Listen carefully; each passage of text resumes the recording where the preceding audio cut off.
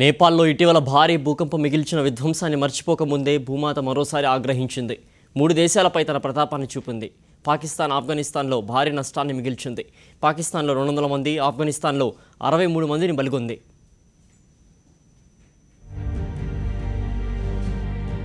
ఆఫ్ఘన్ పాకిస్తాన్ సరిహద్దులు భారీ భూకంపంతో విలవిల్లాడాయి.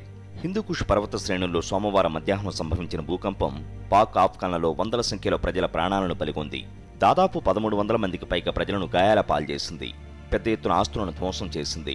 ఆఫ్ఘన్ రాజధాని కాబూల్కు 250 కిలోమీటర్ల దూరంలోని జుర్ములో హిందూకుష్ పర్వతాల కింద 213 కిలోమీటర్ల లోతులో భూకంపం సంభవించినట్లు అమెరికన్ జియోలాజికల్ సర్వే తెలిపింది.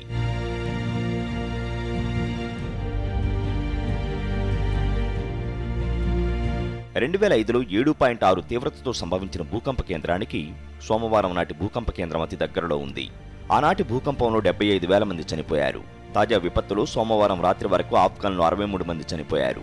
తాలూఖన్ పట్టణంలోని ఓ పాఠశాల భవంతి భూకంపం వల్ల కూలిపోవడంతో ప్రాణాలు కాపాడుకోవడానికి బయటకు పరుగులు తీసిన విద్యార్థుల మధ్య తొక్కిసలాట జరిగింది.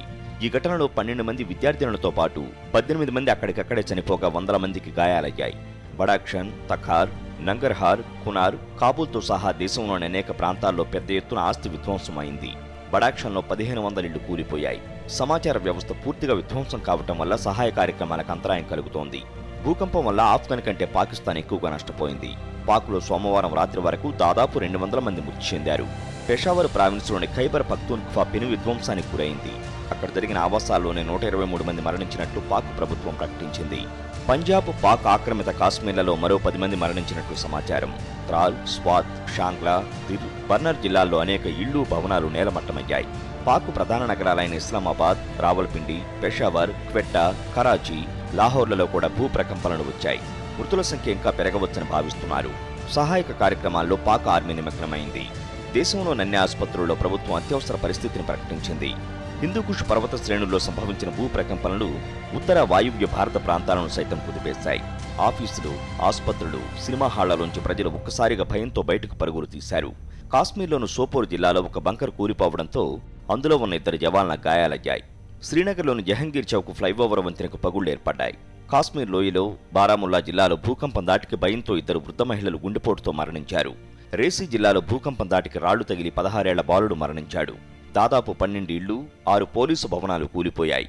భూకంపం కారణంగా ఢిల్లీలో మెట్రో కారిడార్ రైళ్లను 15 నిమిషాల పాటు నిలిపివేయడంతో వేలాది మంది ప్రయాణికులు ఇబ్బంది పడ్డారు. ఉత్తరాఖండ్లో అనేక ఇళ్ల గోడలు బీటలు వారాయి. ముస్సోరీ, డెహ్రాడూన్, హరిద్వార్, రుషికేశ్ తదితర ప్రాంతాల్లో భూమి కంపించింది. చండీగఢ్లో ప్రధాన వాణిజ్య కేంద్రం సెక్టార్ 17లో భవనాలు కదిలిపోవడంతో ప్రజలు అరుస్తూ భయాందోళనతో వీధుల్లోకి వచ్చారు. పంజాబ్లో టెలికాం సర్వీసులకు తీవ్ర అంతరాయం ఏర్పడింది. హర్యానా, రాజస్థాన్, గుజరాత్, మధ్యప్రదేశ్లతో పాటు పశ్చిమ ఉత్తరప్రదేశ్లోని 1-2 ప్రాంతాల్లో భూకంప ప్రభావం కనిపించింది. భూకంపం వార్తలొచ్చిన మరుక్షణమే ప్రధాని మోదీ పరిస్థితిని సమీక్షించారు.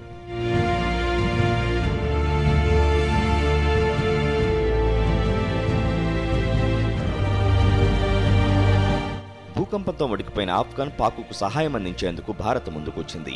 ఎక్కడ ఎలాంటి సహాయం కావాలన్నా అందించాలని ప్రధాని మోదీ అధికారులను ఆదేశించారు. జమ్మూ కాశ్మీర్ సీఎం సయీద్తో ఫోన్లో మాట్లాడి పరిస్థితిని తెలుసుకున్నారు. ఆఫ్ఘన్ అధ్యక్షుడు ఘనీ, పాక్ ప్రధాని షరీఫ్లతో మాట్లాడి అవసరమైన సహాయం అందిస్తామని హామీ ఇచ్చినట్లు మోదీ సోషల్ మీడియాలో తెలిపారు.